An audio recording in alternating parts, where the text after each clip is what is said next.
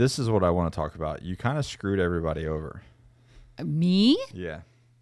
Because of the question? Yeah, it wasn't really fair. Well, if people really know us, then they got... Well, of course, but they don't know. So here's what she did.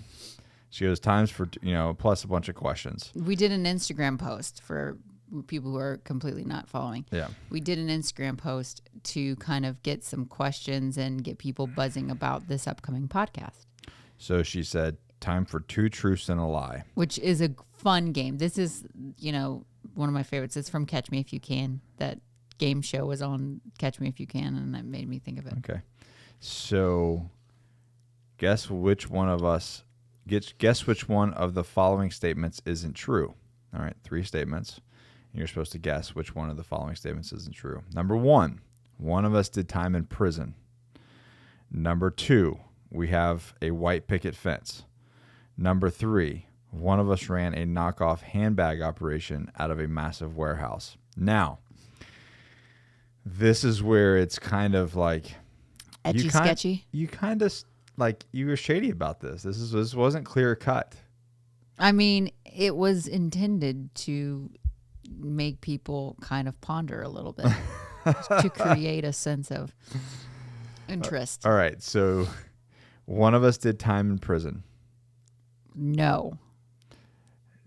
But... Well... The deal is that if you know Nick's backstory, you know that it right, technically and wasn't some people said, the penitentiary. Right, it wasn't prison. I mean, it was juvie. It was juvie. And so if people know you, they know that they didn't take 17-year-old Nick to the penitentiary, right? Right. Well, it was more like, I think it was like 12-year-old Nick. Anyways, so I don't know if that is true or not, but yes, I did, did a little bit of time was incarcerated. I know. If you will. So, exactly. So. But most people said 2 was the lie. The white picket fence. The white picket fence, which literally in our backyard is a white picket fence. Everyone said 2.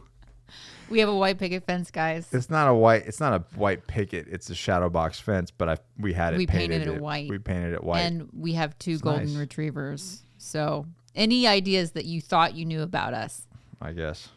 We are totally the old white couple. And then some people said, that the knockoff handbag operation was a lie.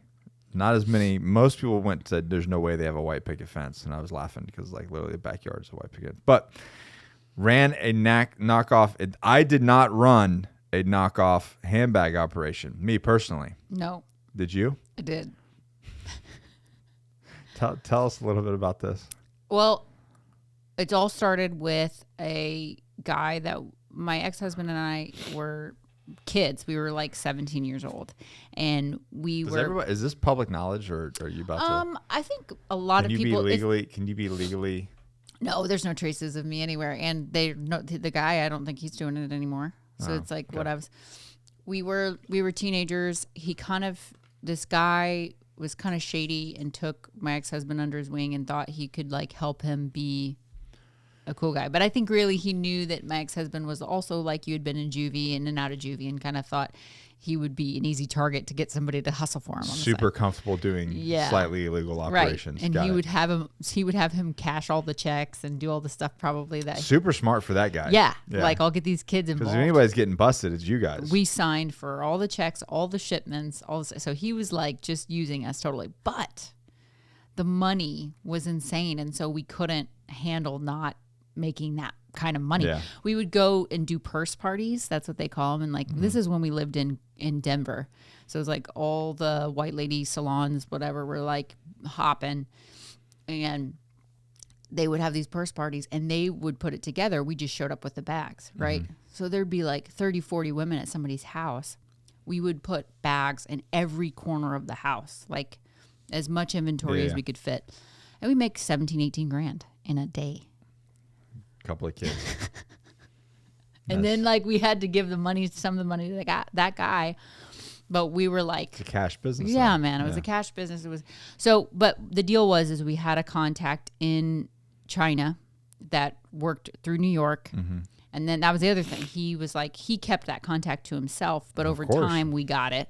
Oh, okay. Because he would leave for the Philippines. He had a girlfriend in the Philippines, and they'd go off the Philippines for months at a time. And so then we would just be running it for months at a time. And so we kind of started to get the operation a little bit smoother, where we knew the contacts. We had like the shipping people in our pockets. Like we literally got their phone numbers. So like UPS drivers and FedEx drivers knew if we had a couple grand worth of purses coming in, they would call us. We'd tip them a couple $100, and they would meet us anywhere we wanted and give us the bags. So you had a little warehouse in Denver. Little warehouse we were running, and the reason why we did it that way is because we became the like in between from like the China people, sorry, that's not necessarily China people, the China connection and the New York connection, right? Yeah.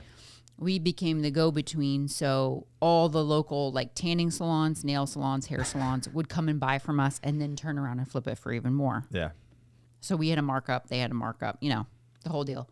But I sold Prada, Gucci, Louis Vuitton, Tiffany necklaces and jewelry, fake Rolexes that were perpetual sweeps. So like they even like kept going, just like the real ones. People really couldn't tell the difference. I made a lot of money as a young person. And then blew it all. Up my nose. That's horrible, babe. Jesus. Oh my God. Anyway, that was I was 19. All right. Well, but it made me a hustler, right? Made me figure out the game. That's a game. I went away to college, and I would just roll around with like trucks and like my truck and just pull up and open up my bed and like to just be like, here's a bunch of handbags to salons, and they'd be like, yes. Well, there you go. So there's the three truths. Yeah. So the lie is that Nick was in penitentiary. It was just juvie. I guess that's. I was gonna put one of us has been arrested, but both of us have technically been arrested. So I couldn't so I was like, I'll say jail, and then we'll make it a little trick question. You're shady, babe. I don't know.